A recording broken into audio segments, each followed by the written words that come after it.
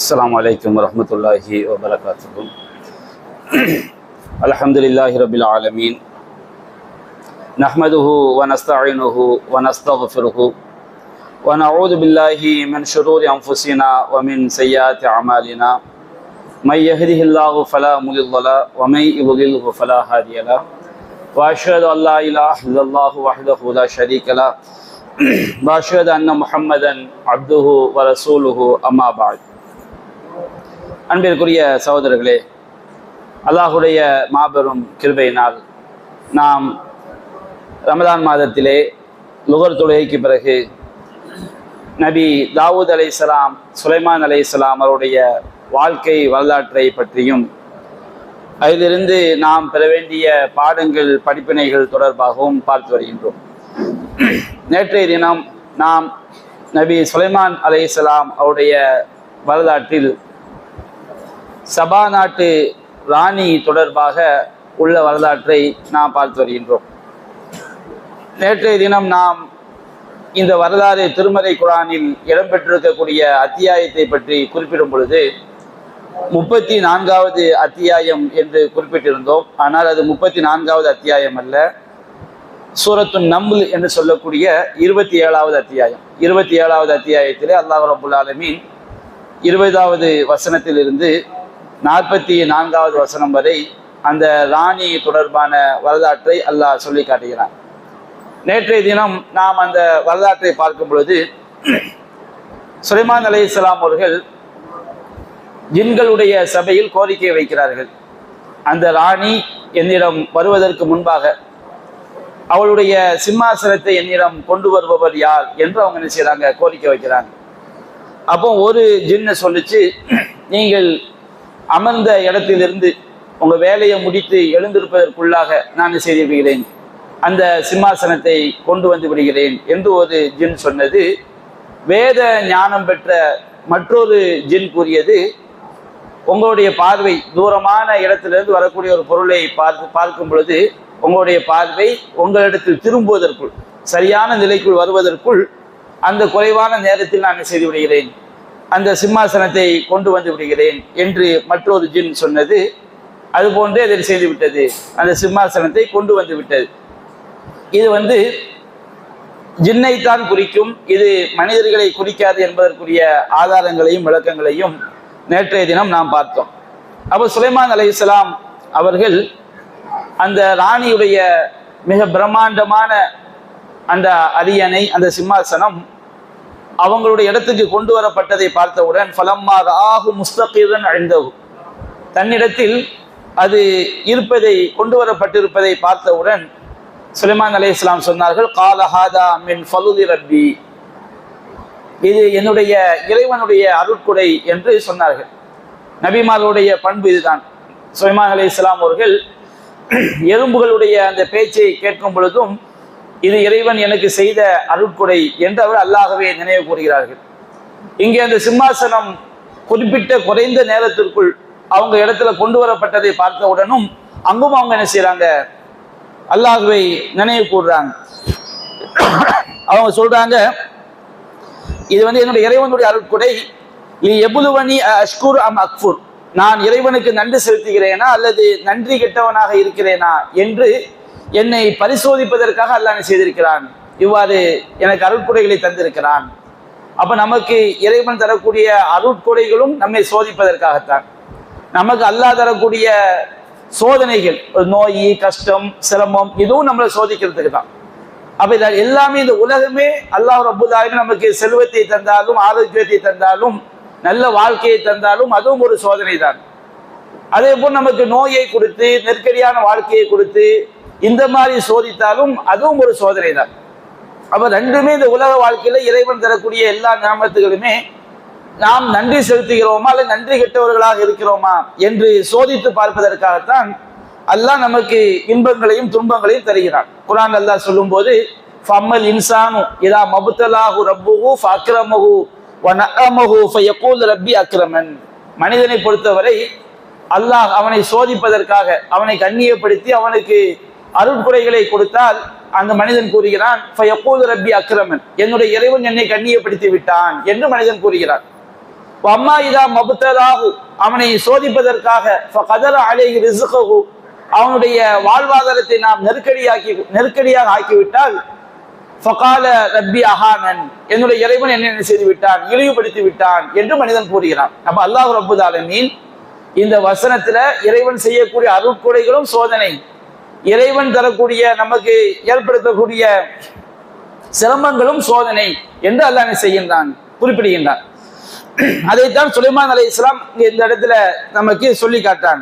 அஷ்குரு அம் அக்ஃபுர், நான் நன்றி செலுத்துகிறேனா அல்லது நன்றி கெட்டவனாக இருக்கிறேனா என்று என்னை சோதிப்பதற்காக இறைவன் எனக்கு செய்த அருட்கொடை இது அப்படி அவங்க சொல்லிட்டு ஒரு அடிப்படையை சொல்றாங்க. வமன் ஷக்கர ஃபஇன்னமா யஷ்குரு லி நஃப்ஸி, யார் நன்றி செலுத்துகிறானோ அவன் தனக்குத்தான் நன்றி செலுத்துகிறான். நாம இறைவனை தொழுவது, நோன்பு நோற்பது, சக்காத்து கொடுப்பது, ஹஜ்ஜி செய்வது, எதை செய்தாலும் நாம அது நமக்கு தான் திருப்பி வரப்போகுது மறுமை நாள்ல. அல்லாஹ்க்கு எந்த தேவையும் என்ன செய்யாது, அதை வைத்து கிடையாது. ஒமன் கஃபர, எவன் நன்றி கெட்டவனாக நடக்கிறானோ, அல்லாஹ்வை மறுக்கிறானோ, நன்றி கெட்டவனாக நடக்கிறானோ, இறைவனுடைய கட்டளைகளுக்கு மாறு செய்து நன்றி கெட்டத்தனமாக யார் நடக்கிறார்களோ, ஃபஇன்ன ரப்பி கனியுன் கரீம், என்னுடைய இறைவன் தேவைகளற்றவன், கண்ணியத்திற்குரியவன் என்று சுலைமான் அலைஹிஸ்ஸலாம் அவங்க இந்த இடத்துல அல்லாஹ்வுடைய அந்த வல்லமையை பற்றியும் அவனுடைய தன்மையை பற்றியும் அவங்க என்ன செய்றாங்க, குறிப்பிடுறாங்க. அப்போ அதற்கு பிறகு என்ன நடக்குது, சுலைமான் அலைஹிஸ்ஸலாம் சொல்றாங்க, கால நக்கிரு லஹா அர்ஷஹா, அவளுடைய அரிசை நீங்கள் அடையாளம் தெரியாதவாறு மாற்றி விடுங்கள், நிறைய மாற்றங்கள் என்ன செஞ்சிருங்க பண்ணுங்கன்னு சொல்லி சுலைமான் அலைஹிஸ்ஸலாம் உத்தரவிடுறாங்க. அது மனிதர்களுக்கு கூட அந்த உத்தரவிட்டிருக்கலாம், ஜின்களுக்கு கூட அந்த உத்தரவு என்ன செய்திருக்கலாம், இட்டிருக்கலாம். அப்போ சுலைமான் அலைஹிஸ்ஸலாம் சொல்றாங்க, நக்கிரு லஹா அர்ஷஹா, அவருடைய அரிசை வந்து என்ன செய்யுங்க, அந்த ராணி கண்டுபிடிக்க முடியாதவாறு, அந்த ராணி வருகிறாள் அப்படிங்கிற செய்தி சுலைமான் நபிக்கு தெரிஞ்சிருச்சு. அப்போ அவன் வருவதற்குள் வந்தால் அடையாளம் காண முடியாதவாறு என்ன செஞ்சிருங்க, அடையாளத்தை மாற்றி விடுங்கள். நன்லுர் தஹ்ததி அம் தகூன மினல்லதீன லா யஹ்ததூன், அவள் இதை சரியான முறையில் வழி காண்கிறாளா, இதை கண்டுபிடிப்பதற்குரிய வழியை பெறுகிறாளா, அல்லது வழி அறியாதவர்களில் ஒருத்தியாக அவள் இருக்கிறாளா என்று நாம் பார்ப்போம் அப்படின்னு என்ன செய்யறாங்க சொல்றாங்க. அப்ப அந்த ராணி என்ன செய்யறாங்க, வர்றாங்க. அந்த ராணி வரும்போதே சுலைமான் அலைஹிஸ்ஸலாம் அவங்க வந்து தன்னுடைய ராஜ்யம் எவ்வளவு பெரியது என்று காட்டுவதற்காக அங்க என்ன நடக்குதுன்னு சொன்னோம்னா, அந்த ராணி வந்தவுடனே சுலைமான் அலைஹிஸ்ஸலாம் கேட்கிறாங்க, ஃபலம்மா ஜாஅத், அவள் வந்தவுடன் கீல அஹாக்கதா அர்ஷுகி, உன்னுடைய சிம்மாசனம் இதுதானா, இப்படித்தான் இருக்குமா அப்படின்னு செய்றாங்க சுலைமான் அலைஹிஸ்ஸலாம் கேட்கிறாங்க. அப்ப அந்த ராணி வந்து ரொம்ப அறிவுபூர்வமா புத்திசாலித்தனமாக பதில் சொல்றாங்க. ஏன்னு சொன்னோம்னா, அவங்க பார்க்குறாங்க ஒரு சிம்மாசனம் மாதிரியே இருக்கிறது, ஆனால் கொஞ்சம் மாற்றம் இருக்கிறது, இவ்வளவு குறைவான நேரத்துல அங்கிருந்து இங்க வந்திருக்க முடியாது என்பதையும் அவள் சிந்தித்திருக்கலாம். அப்ப அந்த ராணி சொல்றாங்க, காலத் அன்னஹு ஹுவ, அது போன்றுதான் இது என்ன செய்கிறது இருக்கிறது, அதாவது அதுதான் இது அடிச்சு சொல்லல, இது அது கிடையாதுன்னு அவங்க சொல்லல. சுலைமான் அலைஹிஸ்ஸலாம் என்ன கணக்கு பண்ண, கண்டுபிடிக்க முடியுதா முடியலையான்னு பார்ப்போம்னு சொன்னாங்க. அப்ப அந்த ராணி வந்து ரொம்ப புத்திசாலித்தனமாக அதுதான் அப்படின்னு சொல்லாம, அது இல்லை என்றும் சொல்லாமல், அது போன்றுதான் இது என்ன செய்கிறது இருக்கிறது அப்படின்னு ஒரு அற்புதமான பதில் என்ன செய்றாங்க சொல்றாங்க. அப்ப அந்த ராணி அதை சொல்லிட்டு அந்த ராணி சொல்றாங்க, வஊதீனல் இல்ம மின் கப்லிஹா, இதற்கு முன்பாகவே நமக்கு அறிவு வழங்கப்பட்டு விட்டது, சுலைமானுடைய ஆட்சியை பற்றி, படை பலத்தை பற்றிய அறிவெல்லாம் நமக்கு வழங்கப்பட்டு விட்டது. குன்னா முஸ்லிமீன், நாங்கள் முஸ்லிம்களாக என்ன செய்து விட்டோம், வந்து விட்டோம் என்று அந்த ராணி சொல்கின்றார்.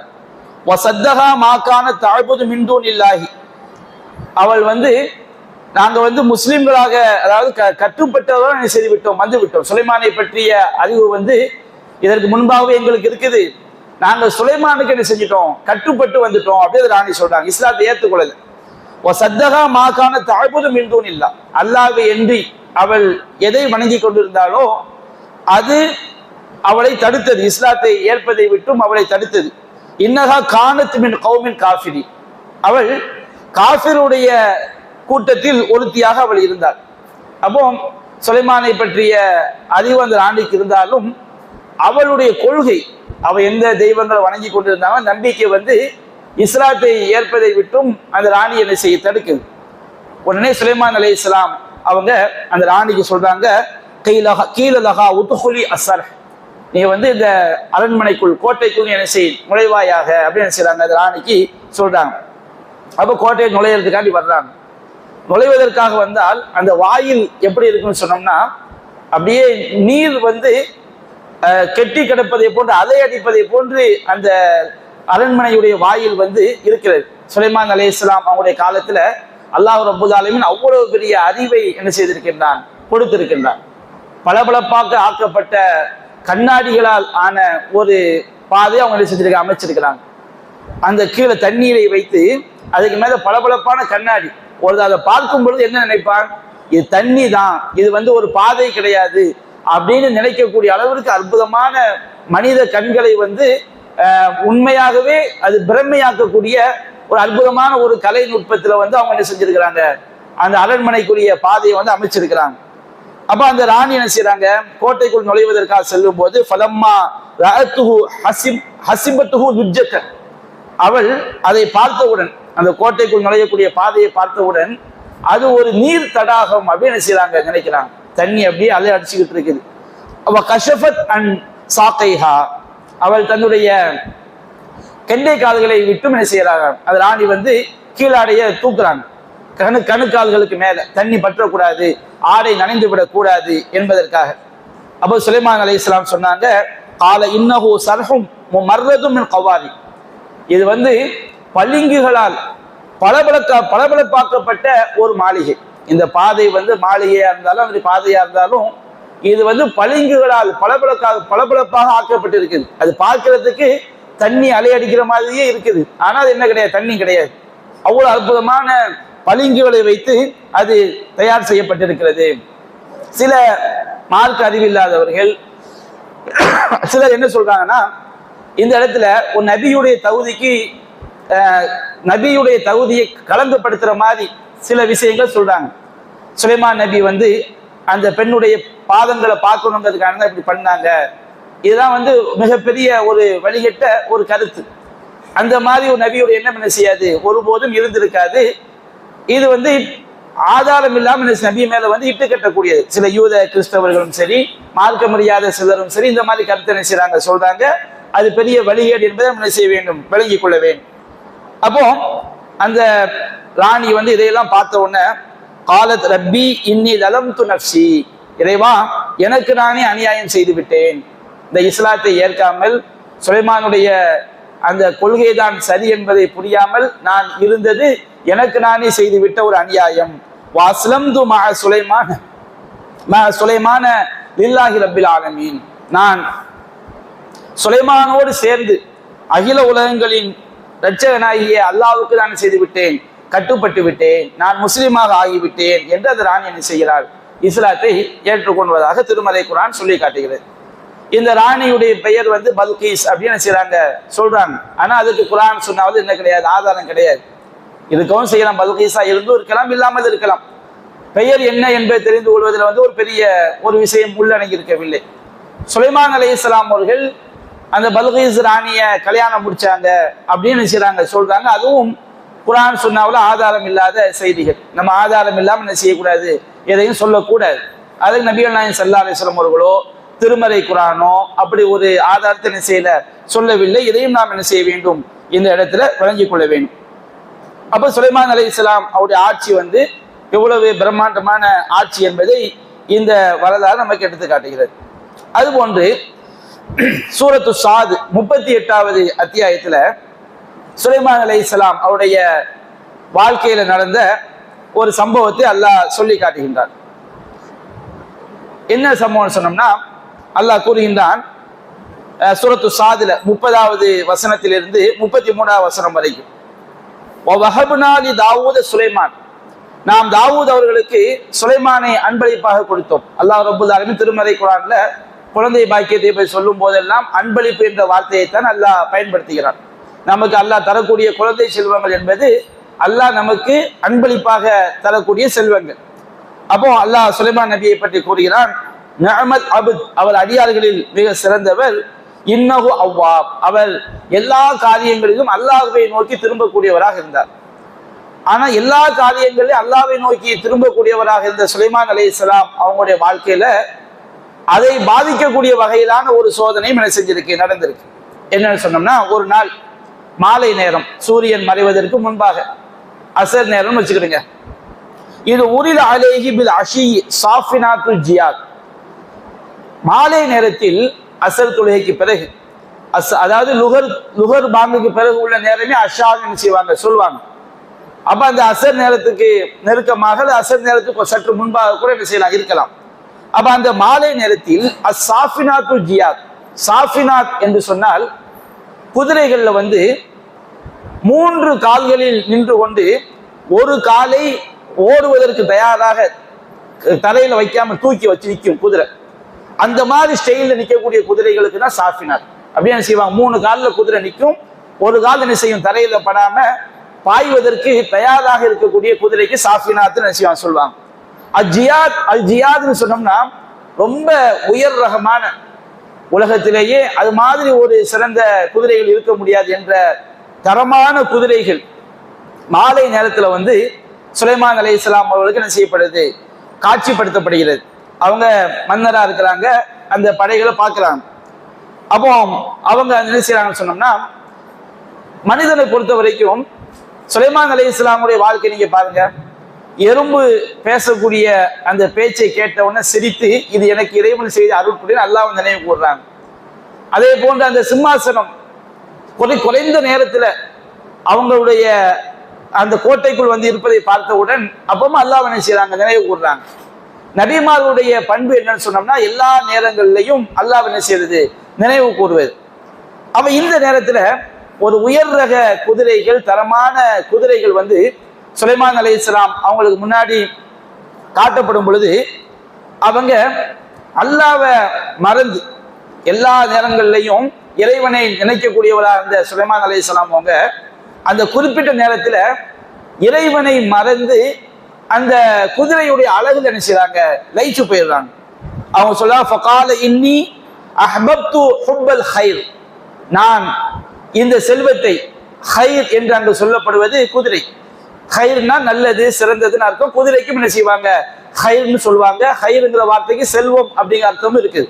அப்ப இன்னி அஹ்பப்து ஹுப்பல் ஹைர், நான் இந்த குதிரைகளை அதிகமாக நேசித்து விட்டேன். அன் திக்ரி ரப்பி, என்னுடைய இறைவனை நான் நினைவு கூறுவதை விட்டும் இந்த செல்வத்தை, இந்த குதிரைகளை அதிகமாக நான் நேசித்து விட்டேன். ஹத்தா தவாரத்து பில் ஹிஜாப், இந்த குதிரைகள் அதனுடைய கொட்டகைக்குள், திரைக்குள் அது மறைகின்ற வரை. அப்போ எப்போ குதிரைகளை அந்த திரைக்குள்ள கொண்டு போய் கொட்டகையை எப்போ அடைப்பாங்க, சூரியன் மறைஞ்ச உடனே. அப்ப சூரியன் மறைகின்ற வரை அல்லது இந்த குதிரைகளை கொட்டகைகளுக்குள்ள அடைக்கின்ற வரை அதுலயே அந்த அழகுலேயே லயிச்சு என்ன செய்யறாங்க, அவங்க இருந்துடுறாங்க. அவங்க சொல்றாங்க, நான் வந்து என்னுடைய இறைவனை நினைவு கூறுவதை விட்டும் இதை வந்து ரொம்ப அதிகமாக நான் நேசித்து விட்டேனே அப்படின்னு சொல்லிட்டு ஃபருத்தூஹா, மீண்டும் அந்த குதிரைகளை என்னிடம் கொண்டு வாருங்கள், ஃபருத்தூஹா அலைய, மீண்டும் அதை என்னிடம் கொண்டு வாருங்கள் என்று சொல்லி ஃபதஃபிக மஸ்ஹம் பிஸ்ஸூக் வல் அனாக், அவர்கள் அதனுடைய பிடரிகளையும் அதனுடைய காதுகளையும் செய்தார்கள், அவர்கள் தடவ ஆரம்பித்தார்கள் என்று அல்லாஹ் ரப்பல் ஆலமீன் சொல்லி காட்டுகிறான். இந்த இடத்துல வந்து இந்த வசனங்களுக்கு விளக்கம் சொல்லும் போது மார்க்க அறிஞர்கள் பல்வேறு விதமான விளக்கங்களை சொல்றாங்க.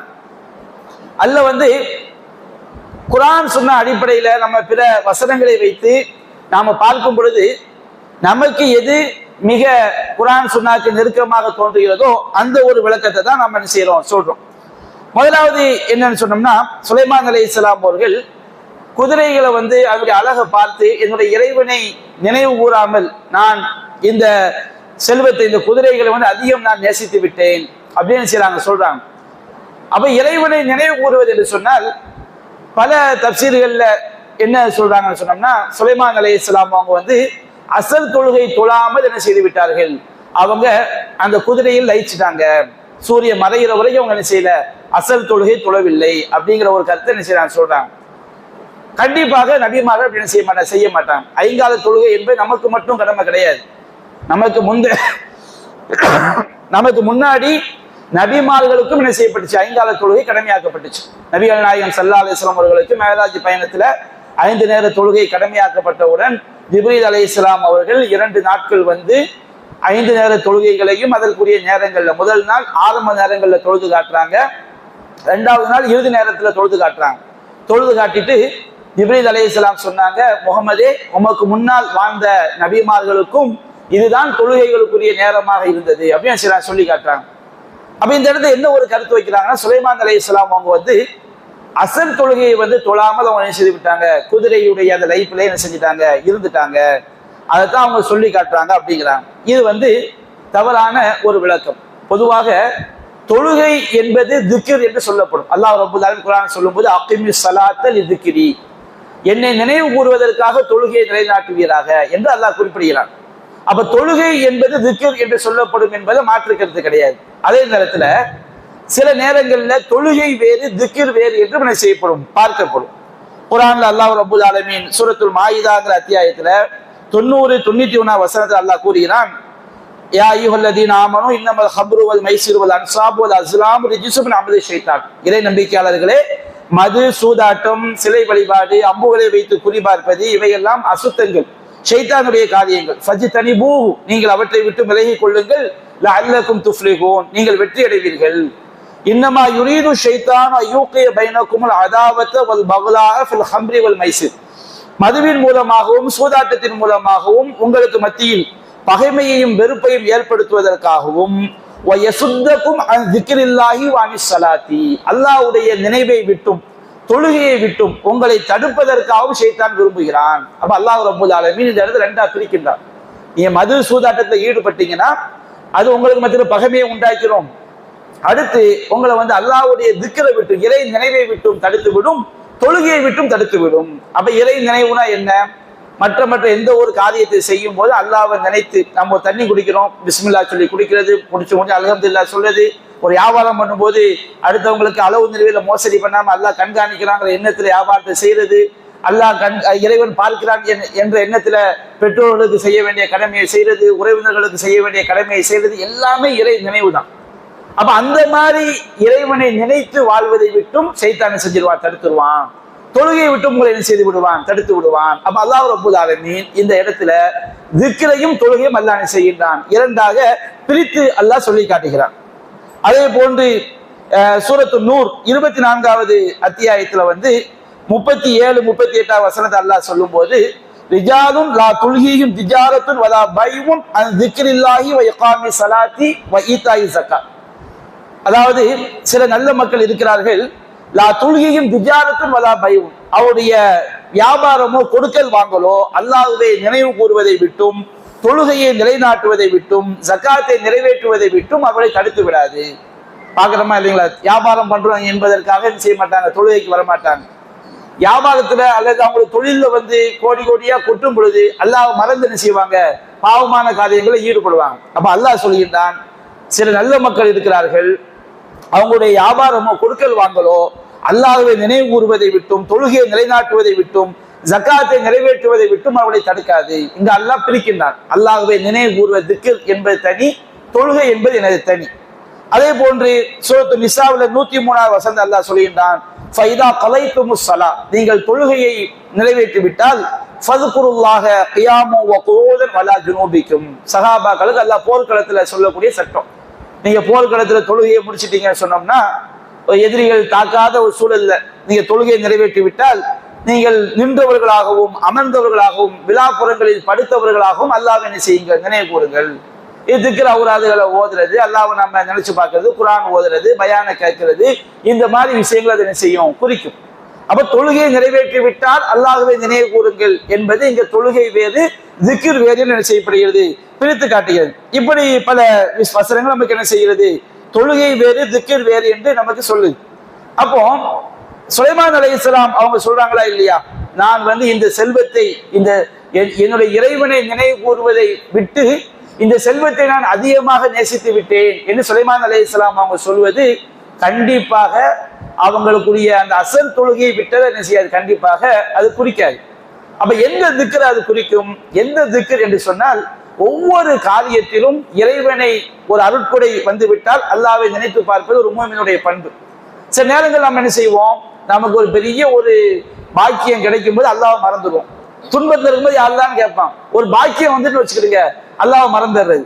ஒரு கடுமையான கஷ்டத்துல இருக்கும்போது யாராவது கடந்து போய்க்கிறதுன்னு சொல்லுவான். யாராவது ஒரு ஆள் வந்து 1,00,000 ரூபாய் கொடுத்த உடனே டக்குன்னு அல்லாஹ்வை மறந்து 1,00,000 ரூபாய் கிடைச்சிருச்சு, வாழ்க்கையை மாறிடுச்சு. இறைவனை மறக்கக்கூடிய தன்மை வந்து மனுஷனுக்கு என்ன செய்ய ஏற்படும். நபிகள் நாயகம் ஸல்லல்லாஹு அலைஹி வஸல்லம் அவங்கள பத்தி, அவங்களுடைய தன்மையை பத்தி ஹதீஸ்கள்ல சொல்லப்படுது. சஹீஹ் முஸ்லிம்ல பதிவு செய்யப்பட்டிருக்கிறது. ஆயிஷா ரலியல்லாஹு அன்ஹா அறிவிக்கிறாங்க, கான நபி ஸல்லல்லாஹு அலைஹி வஸல்லம் யذ்குருல்லாஹ அலா குல்லி அஹ்யானி. நபிகள் நாயகம் ஸல்லல்லாஹு அலைஹி வஸல்லம் அவர்கள் எல்லா நேரங்களிலும் அல்லாஹ்வை என்ன செய்வாங்க, நினைச்சு பார்த்துக்கிட்டே இருப்பாங்க. 24 மணி நேரமும் அல்லாஹ்வை நினைச்சு பார்க்கறது அப்படின்னா என்ன அர்த்தம்? 24 மணி நேரம் நம்ம திக்ரை வந்து 2ஆ பிரிக்கலாம். ஒண்ணு வந்து நாம உட்கார்ந்து குர்ஆன் ஓதுறது, சுப்ஹான் அல்லாஹ், அல்ஹம்துலில்லாஹ், அல்லாஹ் அக்பர், இப்படி நாம சொல்லக்கூடிய திக்ர்கள் தனி. இன்னொரு திக்ர் என்னவென்று சொன்னால், நாம ஒவ்வொரு காரியத்தையும் அல்லாஹ்வை நினைச்சு பார்த்து நம்ம செய்யறது. யாராவது வந்து யாசகம் கேட்கிறாங்க, சரி நம்ம கொடுத்தா அல்லாஹ் தருவான், ஒரு 10 ரூபா கொடுப்போம். யாராவது உதவி கேட்கிறாங்க, அல்லாஹ் தருவான். ஏதாவது மனைவிமார்கள் செய்ய வேண்டிய கடமை, பிள்ளைகளுக்கு செய்ய வேண்டிய கடமை, பெற்றோருக்கு செய்ய வேண்டிய கடமை, இதையெல்லாம் அல்லாஹ்வை நினைச்சு நினைச்சு நினைச்சு செய்யறது வந்து ஒரு மூமினுடைய பண்பாக என்ன செய்ய இருக்கணும். எல்லா விஷயங்கள்லையும் ஒரு வழக்கு வருது, நம்ம இதை நீதமா நடக்கணும், அல்லாஹ் நம்மளை கண்காணிச்சுக்கிட்டு இருக்கிறான். ஒரு பிரச்சனை வருது, இது நியாயமா நம்ம என்ன செய்யணும், பேசணும், அல்லாஹ் நம்மளை கண்காணிச்சுக்கிட்டு இருக்கிறான்.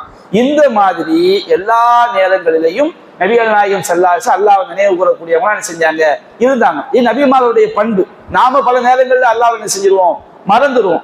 பல நேரங்கள்ல நம்ம இறைவனை மறந்து செயல்படுவோம். ஏதாவது ஒரு சினிமா படத்தை பார்க்க போயிடுவாங்க, ஏதாவது ஒரு ஆபாசமான காட்சியை காணும் போது சைத்தானுடைய வலைக்கு உட்பட்டு அதுல லயிச்சிருவாங்க. இப்படி பல பலவீனங்கள் நம்ம கிட்ட இருக்குது. ஆனா நபிமார்கள் அப்படி கிடையாது. நபிமார்கள் வந்து எல்லா நேரங்களும் என்ன செய்வாங்க, ஒவ்வொரு அருட்கொடை கிடைத்து விட்டது என்றால் அல்லாஹ்வை நினைச்சு பார்ப்பாங்க. ஒரு பாக்கியம் கிடைச்சிட்டுனா அல்லாஹ்வை நினைச்சு பார்ப்பாங்க. அவங்களுடைய வாழ்க்கையை அல்லாஹ்வை நினைத்து பார்க்கக்கூடிய ஒரு வாழ்க்கையாகத்தான் அது என்ன செய்யும், இருக்கும்.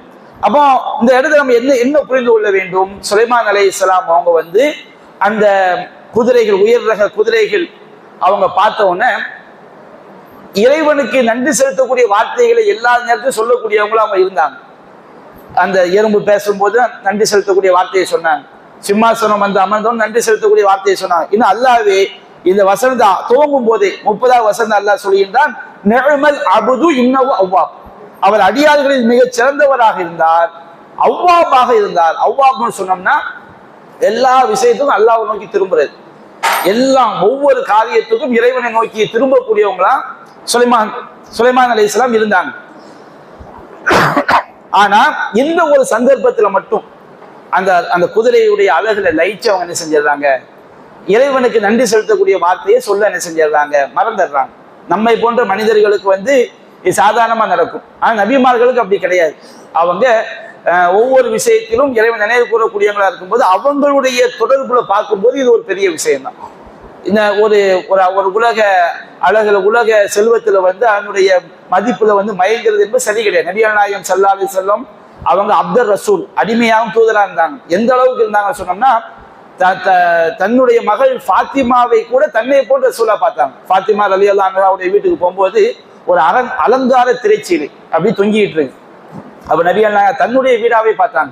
லா யதுகுலு நபியின் லா யஹில்லு நபியின் யதுகுலு பைத்தன் ஸௌபாக். ஒரு அலங்கரிக்கப்பட்ட வீட்டுக்குள்ள நுழைவது ஒரு நபிக்கு தகுதியானது கிடையாது. நாம் இன்றைக்கு பல அலங்காரங்கள் நாம் இருப்போம். நபிகள் நாயகம் ஸல்லல்லாஹு அலைஹி வஸல்லம் அவர்கள் ஒரு அலங்காரம் கூட நமக்கு வந்து அவங்க தேர்ந்தெடுக்காத ஒரு வாழ்க்கை, வீட்டை அலங்கரிப்பதற்கு ஒரு அலங்கார சீலையை கூட பயன்படுத்தாத வாழ்க்கை அவங்க செஞ்சாங்க, வாழ்ந்தாங்க. ஒரு தடவை ரசூல் ஸல்லல்லாஹு அலைஹி வஸல்லம் தொழுது கொண்டிருக்கும் பொழுது ஒரு திரை துணி, ஒரு அலங்கார துணின்னு சொன்னோம்னா நல்ல உருவப்படங்கள் நம்ம ஹராம், நபியான வீட்டு அதெல்லாம் இருக்காது. நல்ல ஒரு இயற்கை காட்சிகள், மரம், புல்வெளி உள்ள ஒரு துணி வந்து தொழுகைக்கு முன்னாடி தொங்கிட்டு இருக்கு. ரசூலா அதை என்ன செஞ்சிருங்க, அமீத்தி அண்ணா கிராமக்கி ஹாதா, இந்த திரைச்சீலையை என்னை விட்டு அகற்றி விடுங்கள், இது எங்களுடைய கவனத்தை என்ன செய்து திசை திருப்பது என்ன செஞ்சாங்க சொன்னாங்க. அப்ப நபிகள் நாயகம் ஸல்லல்லாஹு அலைஹி வஸல்லம் அவங்க எல்லா நேரங்களிலும் இறைவனுடைய நினைவை விட்டும் திசை திருப்பக்கூடிய காரியங்களில் அவங்க என்ன செய்வாங்க, ரொம்ப கவனமா இருப்பாங்க. அதுல அந்த லைஃப்ல என்ன செஞ்சிட மாட்டாங்க, உள்ளாயிட மாட்டாங்க. எல்லா நபிமார்களும் அப்படித்தான். அது சுலைமான் அலைஹிஸ்ஸலாம் இந்த ஒரு சந்தர்ப்பத்துல மட்டும் என்ன பண்ணிட்டாங்க, அவங்க வந்து அந்த அற்புதமான குதிரைகளை பார்த்த உடனே அதனுடைய லைஃப்ல அவங்க இறைவனை நன்றி செலுத்தக்கூடிய வார்த்தைகளை சொல்ல மறந்துட்டாங்க. அப்போ அது கொட்டகைக்குள்ள போய் அடைஞ்சோன்னு யோசிக்கிறாங்க, ஆகா நம்ம இந்த மாதிரி என்னுடைய செல்வ செழிப்புல அலங்காரத்தை நம்ம மயங்கிட்டோமே அப்படின்னு சொல்லிட்டு ருத்தூஹா அலைய, திரும்ப அதை என்ன செய்யுங்கள், என்னிடம் கொண்டு வாருங்கள் என்று சொல்லி அவர் மீண்டும் அதனுடைய பிடரிகளையும் கால்களையும் தடவ ஆரம்பித்தார் இறை நினைவோட. இது அல்லாஹ் வந்து நம்மளுடைய படை பலத்தையோ நம்முடைய பெருமையை காட்டுவதை தந்ததல்ல, இது அல்லாஹ்வுடைய பாதையில நம்ம ஜிஹாத் பண்றதுக்கு, இறைவனுடைய மார்க்கத்தை சொல்வதற்கு அல்லாஹ் தந்த ஒரு செல்வம், இறைவன் நம்மை சோதிக்கிறான் என்று அந்த இறை நினைவோடு என்ன செஞ்சாங்க, சுலைமான் அலைஹிஸ்ஸலாம் அவர்கள் தடவி கொடுத்தார்கள் என்று ஒரு விளக்கம். சரிங்களா? இன்னொரு விளக்கம் என்ன சொல்றாங்கன்னு சொன்னோம்னா, சுலைமான் அலைஹிஸ்ஸலாம் அவங்க வந்து அந்த குதிரைகளை வந்து மீண்டும் கொண்டு வந்து அதனுடைய பிடரிகளையும் கால் நரம்புகளையும் கால் நரம்புகளை தடவி கொடுத்தான்னு வருவாங்க. இது வந்து அந்த குதிரைகளை அவர்கள் வெட்டி விட்டார்கள். அவங்க இது வந்து அல்லாஹ்வுடைய நினைவை விட்டு திசை திருப்பினதுனால இது எனக்கு தேவையில்லை அப்படிங்கிற விளக்கம் சொல்றாங்க. ஆனால் அந்த மூலத்துல உள்ள வார்த்தைக்கு இந்த விளக்கம் தூரமா இருக்கு. இந்த விளக்கம் பிழையான விளக்கம் சொல்ல முடியாது. ஆனால் தடவுதல் என்பது எந்த இடத்திலையும் அறுத்தல் என்ற பொருள்ல வந்ததாக நம்ம என்ன செய்ய முடியல, பார்க்க முடியல. ஒரு பேச்சுக்கு இது வந்து ஒரு விளக்கம் என்று வைத்துக் கொண்டாலும் இது பிழை கிடையாது.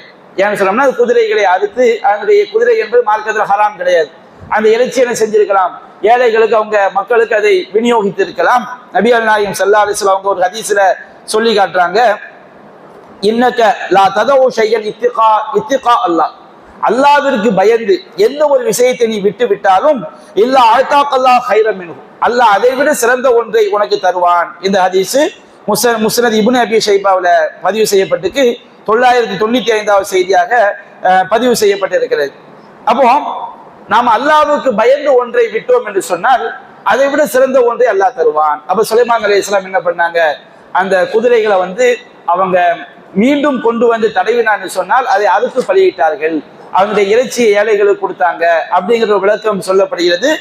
இது அந்த வார்த்தை அதற்கு இடம் கொடுக்காவிட்டாலும் இது ஒரு விளக்கமா எடுத்துக்கொண்ட இது ஒரு பிழையான விளக்கம் என்ன செய்யாது கிடையாது என்பதையும் நாம் அதை மனதில் கொள்ள வேண்டும். நாம் இந்த சுலைமான் நபியுடைய வாழ்க்கையிலிருந்து இந்த ஒரு சம்பவத்தை படிச்சிருக்கிறோம். அடுத்து இன்னும் ஒரே ஒரு செய்தியை மட்டும் சொல்லி இன்றைய அமர்வு நாம் என்ன செய்வோம், நிறைவு கொண்டு வந்துடும்.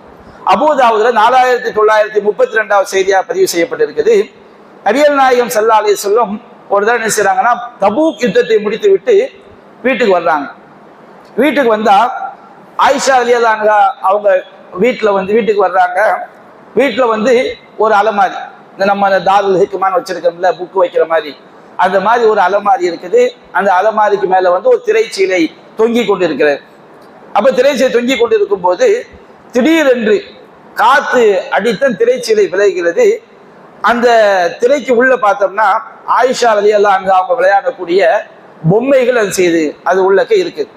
அப்ப நபிகள் நாயகம் ஸல்லல்லாஹு அலைஹி வஸல்லம் நம்ம பார்க்கிறோம், பெரிய பெண்களாக இருந்தாலும் கூட அந்த திருமண வயதை அடைந்த கல்யாணம் முடிச்ச புது பொண்ணுங்க அந்த மாதிரி பிள்ளைங்க வந்து பொம்மைகளோட என்ன செய்வாங்க, ஒரு ஈடுபாடோடு இருப்பாங்க. அப்ப நபிகள் நாயகம் ஸல்லல்லாஹு அலைஹி வஸல்லம் ஆயிஷாட்ட கேட்கறாங்க, மாஹாதா ஆயிஷா, ஆயிஷாவே இது என்ன அப்படின்னு கேட்கறாங்க.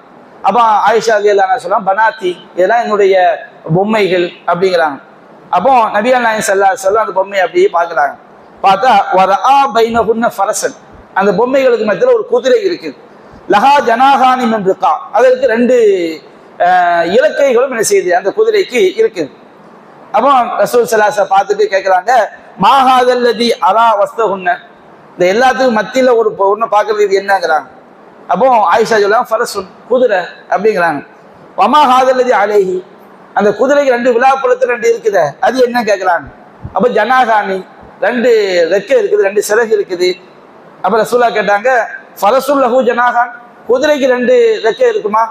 அப்போ ஆயிஷா ரலியல்லாஹு அன்ஹா பதில் சொல்றாங்க, அமா சமிஅத அன்னலி சுலைமான கைலன் லஹா அஜ்னிஹா, சுலைமான் அலைஹிஸ்ஸலாம் அவங்களுக்கு வந்து குதிரைகள் இருந்தது, அந்த குதிரைகளுக்கு ரெக்கைகளும் இருந்தது என்பதை நீங்கள் செவியுறவில்லையா அப்படின்னு சொன்ன உடனே ஆயிஷா ரலியல்லாஹு அன்ஹாவுடைய அறிவுபூர்வமான பதிலை பார்த்து ஃபலஹிக ஹத்தா ரஐது நவாஜிதஹு, நபிகள் நாயகம் ஸல்லல்லாஹு அலைஹி வஸல்லம் அவர்கள் அவங்களுடைய கடவாய் பற்கள் தெரியக்கூடிய அளவுக்கு என்ன செய்தார்கள், சிரித்தார்கள் என்ற செய்தியை பார்க்கிறோம். அப்ப இதை நம்ம என்ன விளங்க முடியுது, சுலைமான் அலைஹிஸ்ஸலாமுடைய காலத்துல வந்து இறக்கைகள் உள்ள குதிரைகளும் என்ன செஞ்சது இருந்திருக்குது. ஏன்னா இதெல்லாம் இட்டு கட்டப்பட்ட பொய்யா இருந்தால் ரசூல் அந்த இடத்துல கண்டிச்சிருப்பாங்க.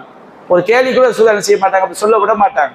அப்போ சுலைமான் அலைஹிஸ்ஸலாம் அவங்களுடைய காலத்துல வந்து குதிரைகளுக்கு ஏன்னா அவங்களுடைய வாழ்க்கை அற்புதமான ஒரு வாழ்க்கையா இருந்திருக்கு. அல்லாஹ் ரப்பல் ஜின்களை, பறவைகளை, மனித படைகள் எல்லாத்தையுமே அவங்களுக்கு அல்லாஹ் கட்டுப்படுத்தி கொடுத்திருந்தான். அப்படி இருக்கும்போது அவங்களுடைய காலத்துல அவங்களுடைய அல்லாஹ் ரப்பல் இத்தகைய குதிரைகளையும் அவர்களுக்கு வழங்கி இருந்திருக்கின்றான் என்பதை நாம் இந்த ஹதீஸ் மூலமாக அறிந்து கொள்ள முடிகிறது. இந்த ஹதீஸ் அபூ தாவூதுல 4932வது செய்தியாக செய்யப்பட்டிருக்கிறது, பதிவு செய்யப்பட்டிருக்கிறது. சுலைமான் நபியுடைய வாழ்க்கையிலிருந்து இன்னும் பல சான்றுகள் திருமலை குர்ஆனிலும் நபி முறையில் சொல்லப்பட்டிருக்கிறது. அதை நாம் என்ன செய்வோம் இன்ஷா அல்லாஹ் வரக்கூடிய நாட்களில் தொடர்ச்சியாக காண்போம். வாஹிரு தஅவானா அனில் ஹம்துலில்லாஹி ரப்பில் ஆலமீன். சுப்ஹானக அல்லாஹும்ம பிஹம்திக அஷ்ஹது அல்லா இலாஹா இல்லா அன்த